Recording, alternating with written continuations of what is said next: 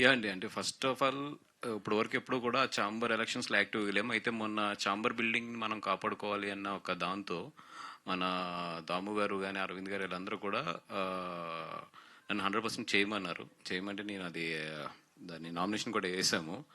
But later what I thought was, అంటే ఇప్పుడు previous elections experiences కానీ ఇవన్నీ చూసినప్పుడు నాకు అనిపించింది ఏంటంటే మోర్ దెన్, అంటే ఇప్పుడు మన మనసులో ఉన్నది లేదంటే మనకున్న ఎక్స్పీరియన్స్ అన్నిటికన్నా కూడా ఈ ఎలక్షన్స్లో ఎక్కువ ఏంటంటే రాజకీయమే పనిచేస్తుంది.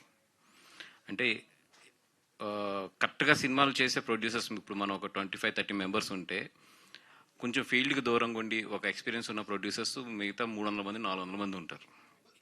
వాళ్ళంతా కూడా ఎట్లా ఉంటుందంటే ఎలక్షన్ అనేది మోర్ దెన్ ఇప్పుడు ఎవరు యాక్టివ్గా ఉన్నాం, ఇప్పుడున్న ప్రజెంట్ ట్రెండ్లో ఎవరు సబ్జెక్ట్లో ఉన్నాం ఎన్నిటికన్నా కూడా ఎక్కువ రాజకీయం మీద డిపెండ్ అయి ఉంటుంది. దానికి చాలా వర్క్ చేయాలి కూర్చుని.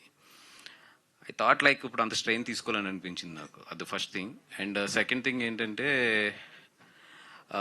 ఎక్కడో నాకు ఎలక్షన్ ఛాంబర్ది మోర్ దెన్ ఇప్పుడున్న సిచ్యువేషన్స్లో ఏది మంచిది ఏది చెడ్డగా అనే కన్నా కూడా ఎక్కువ పొలిటికల్, అంటే పొలిటికల్ అంటే chamber inside political, I'm not saying other parties of the political, ఎక్కువ అదే ప్లే చేస్తుందేమో అన్న ఒపీనియన్ వచ్చి ఐ హ్యావ్ టేకెన్. అంటే అల్లు అరవింద్ గారు కాంపౌండ్ నుంచి వస్తున్నారు మీరు. ఆయన చెయ్యని రాజకీయమా, ఆయన చూడండి రాజకీయమా?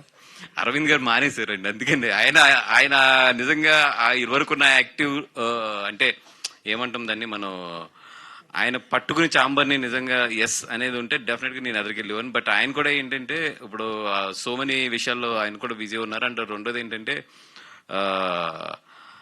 ఎందుకో ఈ రాజకీయాల్లో ఇరుక్కోవడం కరెక్ట్ కాదనిపించింది. సార్ ఇంకొకటి, మీరు చెప్పారు, మీ కాంపౌండ్ నుంచి వేసిన ఎస్కేఎన్ గారు కానీ ధీరజ్ కానీ అందరూ మూకుమ్మడిగా విత్డ్రా అయిపోయారు.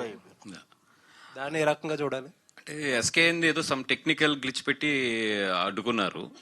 అంటే నేను యాక్చువల్లీ విత్డ్రా అయినప్పుడు కూడా in my point of view ఏంటంటే ఓకే, నేను బయటకు వచ్చినా కూడా క్యాంపస్ నుంచి ఎస్కేఎన్ అండ్ ఉన్నారు, ధీరజ్ అండ్ వంశీ ఉన్నారు అనుకున్నాను.